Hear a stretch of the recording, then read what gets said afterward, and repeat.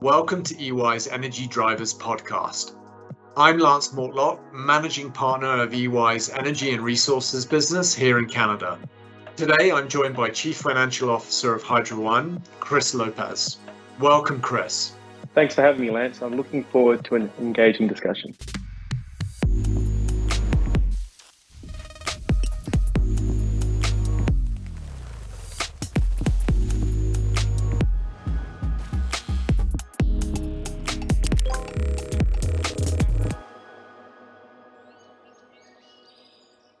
Chris, can you maybe kick us off by introducing yourself, your background, and a little bit about Hydro One for our listeners?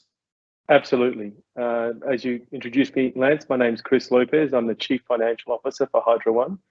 I've been in the electricity space in Australia, Canada, and the United States for approximately 25 years. So it's been a while. I've been with Hydro One for 6 years. As I said, currently the Chief Financial Officer. In addition to the financial accountabilities of a Chief Financial Officer, I also have shared services, which is predominantly supply chain, strategy, and growth. Thanks for that, Chris. I guess electrification is a very popular buzzword at the moment. Can you please describe the concept through your perspective and its significance to the Ontario energy system? Sure, Lance. As you said, Hydro One is predominantly, it's actually only in Ontario, and it's the largest transmission supplier, about 99%, and about 1/3 of distribution. So when we think about electrification, it's really about how we get power from the generator to the consumer and vice versa. I would just caution your listeners in thinking about electrification as a subset of energy transition. Energy transition is a broader term that really captures, the desire of most countries and most citizens to transition from carbon fuels to non-carbon fuels. And a big part of that is electrifying the economy and using non-carbon sources of electricity like renewables and nuclear, things like that. Given the uptake in electrification, Chris, what do you expect the power and utilities market to look like in the next 20 to 30 years? Yeah, a really good point, Lance. We expect significant change. So if I take a step back and I think about that question on energy transition, approximately 16% of our energy comes from the electricity system in Ontario. So where does the rest come from? Around 76% comes from refined petroleum products and natural gas. So that's the majority of it. So really you're talking about how do I expand the electricity system to displace a portion of that? And then you're still going to have significant investment in helping liquid fuels become non-carbon based. It's not going to be all electricity, but a substantial part will be. There are many studies around the globe that talk about the size of investment in the power and utility space doubling or tripling by 2050 to achieve that. So again, using those numbers, if the amount doubled in Ontario, it would go from 16 to 32. It could go up to 48 if we triple it. That still says 50% of the solution must come from somewhere else. So substantial change over the next 25 or so years. And given that huge amount of change, how do utilities handle that? From a leadership perspective, from a strategy and operations perspective in your mind? Yeah, good point, Lance. Now, as the highway for electricity in Ontario, the transmission and distribution side, we really think of Hydro One as being the enabler. So how do we enable choice? Choice at the generation side and choice at the consumption side. And there'll be some blurring of those lines. So I would expect to see generation occurring in the household in some way where any excess energy or capacity could be put back on the grid. So how do we do that? How do we ensure that electricity is there when they need it? And a really good example of that will be is how quickly EVs, electric vehicles, are taken up by society. The faster that occurs, do we have enough supply there at the right price? And affordability will be a big question on that too. So how do we bring all of these things together so the consumer is presented with the right opportunities and are not constrained in how that's done? So I would say the key word there is open and choice. What is going to be the biggest challenge, Chris, in your mind for utilities to really handle that massive amount of change that's going to happen? Like what's that single biggest challenge going forward? The question about the single biggest challenge, that's interesting because I do think there are many challenges.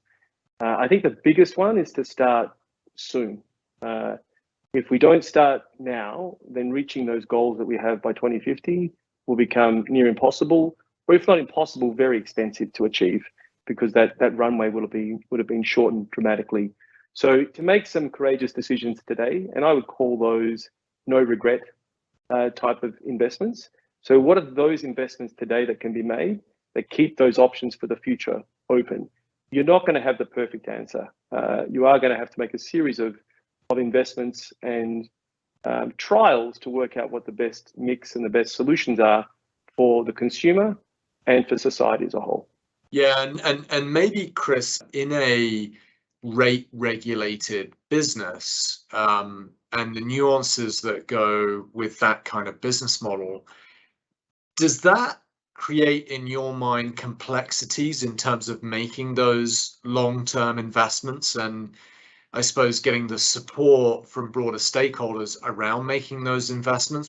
Yeah, probably the best thing I could point to, the Independent Electricity System Operator, the ISO in Ontario, released a report on pathways. It is not a conclusive report, but it was very clear that it talked about we needed to start soon.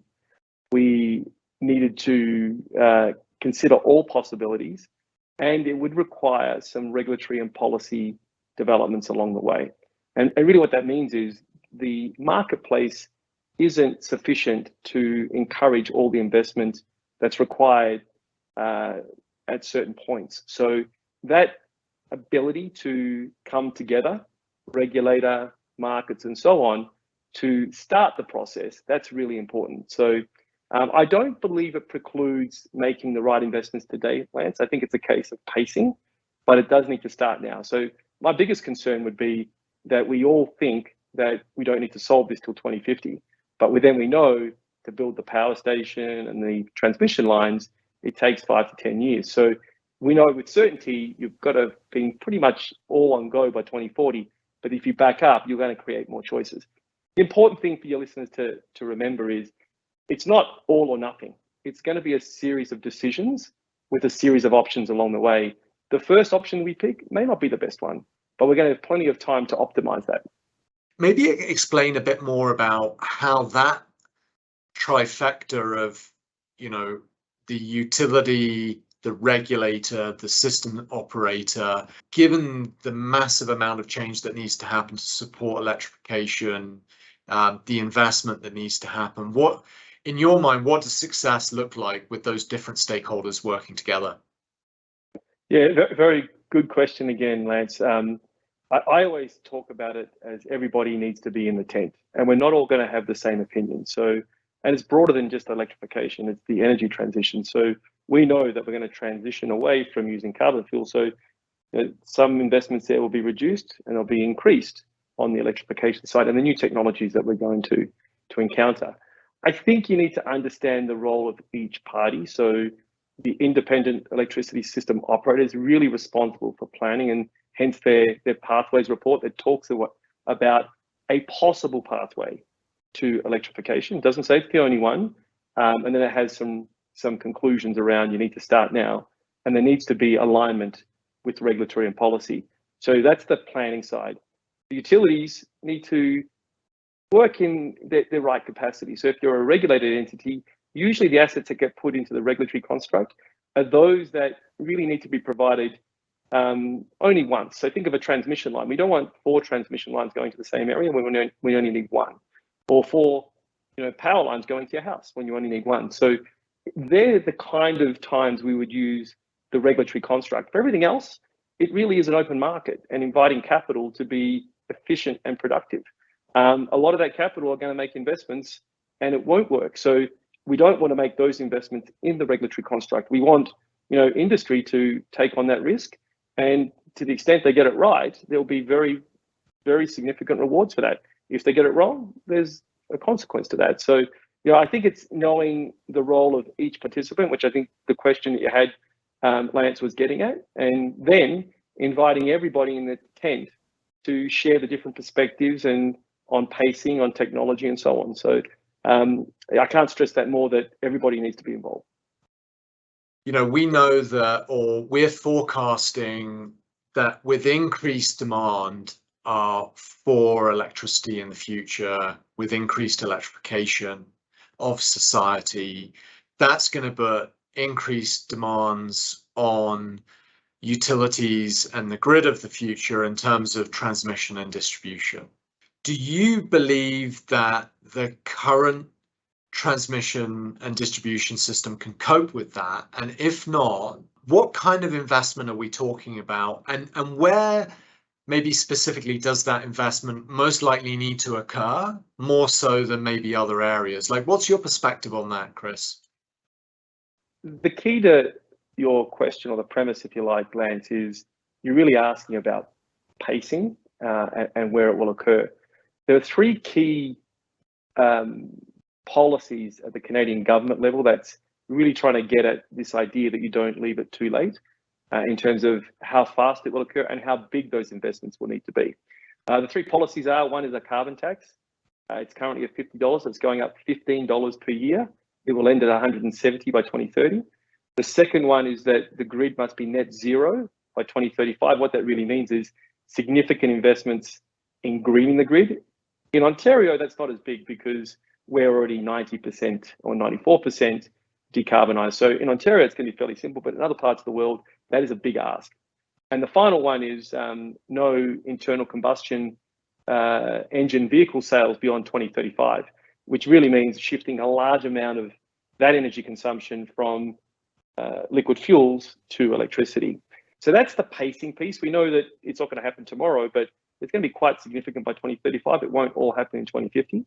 And then where are those big investments? I think if you were greening a grid, the big investments today would be in the generation space. In Ontario, not quite as needed, but you need to increase generation and capacity to transmit the generation to allow for more electricity to come on.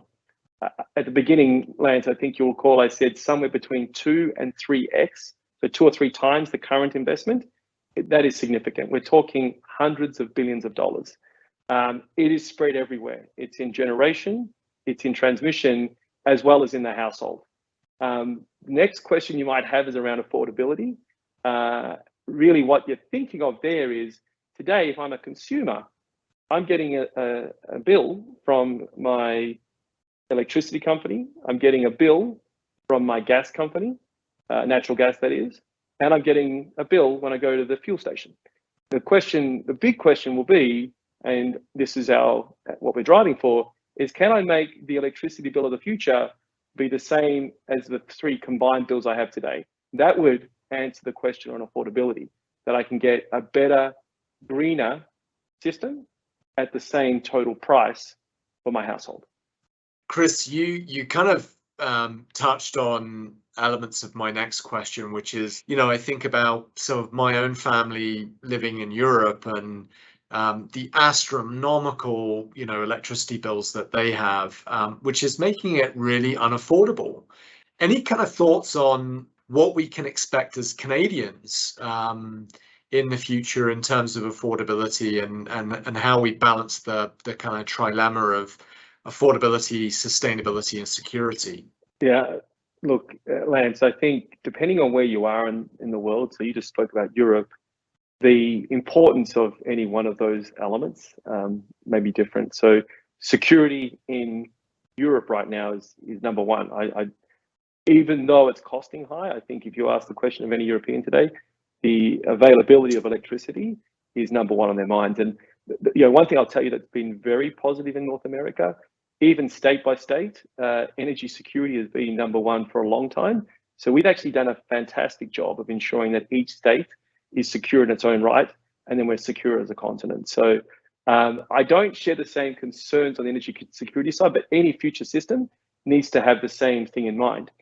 They're not entirely unrelated either. So if I think about affordability today, there are different parts of the grid that are being impacted by the cost of commodities. So if I if I'm taking energy or electricity in an eastern province in Canada or even in the Central Prairies, that's dependent on natural gas today, and those prices are quite high. So those affordability questions are coming up even here in North America. If I'm in Ontario, we're in the very fortunate position that, like I said, very small amount of our electricity is coming from carbon sources. So we've got a very stable electricity bill in Ontario, the majority coming from nuclear and hydroelectricity. So that's a benefit of having, one, security of supply, number two, not being sort of exposed to that volatility. But your broader question on affordability, I absolutely agree. So will electrification be economical for Ontarians or for all Canadians? The answer is it must be. I don't think you'll get support for an unaffordable transition. And I refer to that as a just transition. So I'm glad you asked that question. If you think about the energy transition that I spoke about earlier, I also interchange that with a just transition. It must be fair for all. It must be affordable. It must support the economy through economic growth. One thing that we failed on in the past is there's always been a cost of carbon. We've just never charged for it. Now you're charging for it, so it's become obvious. But different parts of the economy were paying for that before, Lance. Today, we're making it very clear. And as a society, we've decided that we want to remove that from our economy. So in short, it must be affordable. And I think it links back to the answer I gave on the last question around, can we take all the sources of energy today and provide you with a cleaner supply of energy in the future at approximately the same cost? My next question, Chris, maybe kind of touching more on the technology and the innovation side of, broader innovation, transition, and electrification that's occurring. When you think about intelligent grid technologies, distributed energy resources, what role do you think emerging technology will play in the future as it relates to electrification?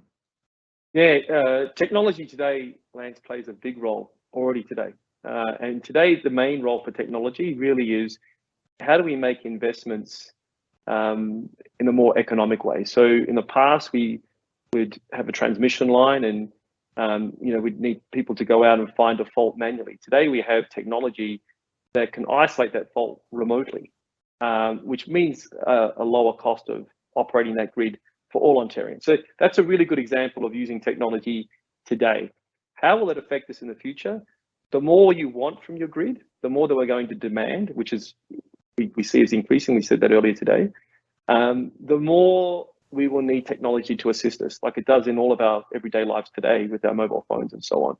So, I think the choice word here is that the utilities will be the enablers of electrification. The enabling part will be enabling consumers, generators, using different technologies to satisfy their energy requirements. So how do we embed those choices in the grid? How do we enable that? How do we ensure, Lance, that when you want to buy power overnight cheaply, you can do that? When you want to sell power back because you have an excess supply of it, you can do that too. That will all be done through technology. It will not be done through people. So staying open to that is really important. The small part I will sort of not caution everybody, but things we need to bear in mind. The more we open up our grid to those kinds of technologies, the more on guard we'll need to be with regard to cybersecurity. So we've seen examples of that in other parts of the world. We are going to, we call it the Internet of Things. It'll be the grid of things. And as it becomes the grid of things and we blur those lines, the cybersecurity will need to be, military grade or better to ensure that you get what you want and we all live in a safe society. I guess as we wrap up this dialogue, is there anything else that you would share, Chris, in terms of the change that is happening and the change that will happen in the future? I suppose there's a couple of points. I think at Hydro One, you all have different views of what that future might be. One thing I can tell you is nobody knows that answer. So that is absolutely for certain. At Hydro One, we have a saying, there is no transition without transmission. I'm fairly confident that the grid will play a role in the future. Will it grow 2 or 3 times, or will there be investments in other parts of that system today that allow us to move power from the generator to the consumer. I think the key message, and I've said it throughout today, is open our minds to all possibilities in the energy transition and ensure it's a just transition. I think those two things go together. A clear reminder that, I think back to days of significant change, the motor vehicle, for example, changed the face of the planet by putting roads all over the planet. Electrification and the energy transition is going to do something very similar for the planet. So I think it's a very exciting time for all and for all those that are involved in our industry. And I leave a key message. Together, we can, we will, we must create that better and brighter future for all. And I love the platform that we're being given today through society to take us through that energy transition and have a cleaner society for the future. Yeah, thanks for sharing those great insights, Chris. So I wanted to kind of conclude the conversation today by just sharing, look, change is constant. And as the age-old saying goes, the speed of change today will never be this slow again.